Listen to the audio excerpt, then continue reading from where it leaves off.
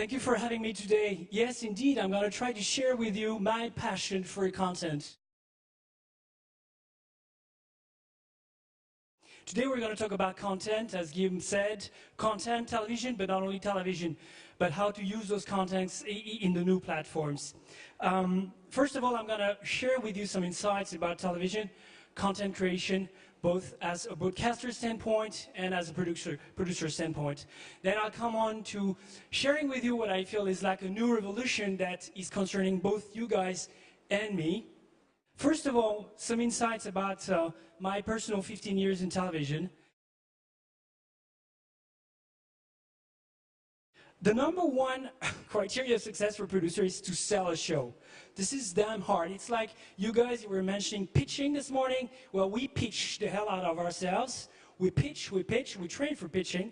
Actually, I train people to pitch better within production companies because pitching is key. Now, as a producer, choosing the right content is a bit different from a TV channel.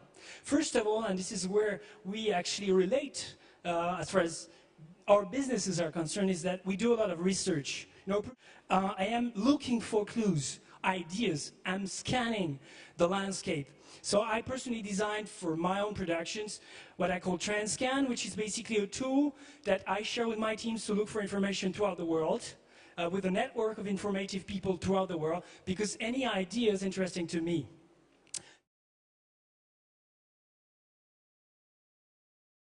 Let me share with you my format scan methodology. Basically, this is scanning a show, and through 15 years, at first as a broadcaster, basically my job was to be able to analyze the risk of a show and to see where potential was lying, whether it could work or not.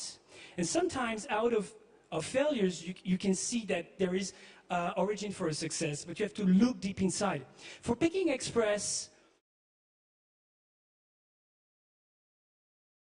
but social networks are very important, and me as a producer, to give you a quick example, when I was launching Big Brother in France, I had a team of 2 people, and maybe that could inspire you, 2 people who were following 24/7 everything that was said on the internet, on the show. We were every night scrutinizing the web. I had a report, and then I could the day after do 2 things. Number 1 is to prepare communication to counterattack if we were attacked by the press, which happened a lot with Big Brother. And number 2, we could, with the producers of the show, at the time I was a broadcaster, we could tailor the show every day, change the show to make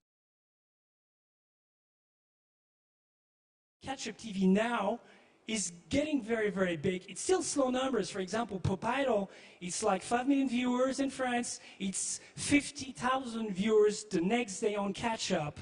Then it's 25,000 viewers the next day and the next day. It goes down 50%. But still, those people are essential to creating the buzz.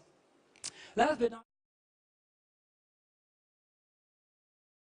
least, the awkward thing on television is that you can have an enormous success on year 1, but you make money on year 2.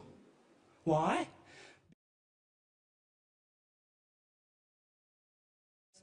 Suddenly, me as a broadcaster, I was managing with my fellow friends from Animal a website, a television station.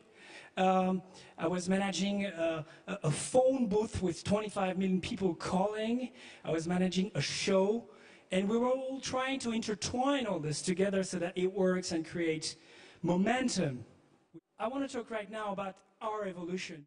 The tipping point is the following. You know the numbers, so I'm not going to be too long. As far as I'm concerned, we're into the screen and network television.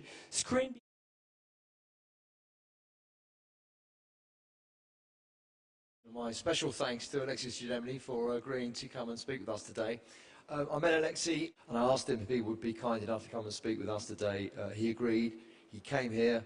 Fantastic presentation. Really appreciate it. Alexis de Gemini. Thank you.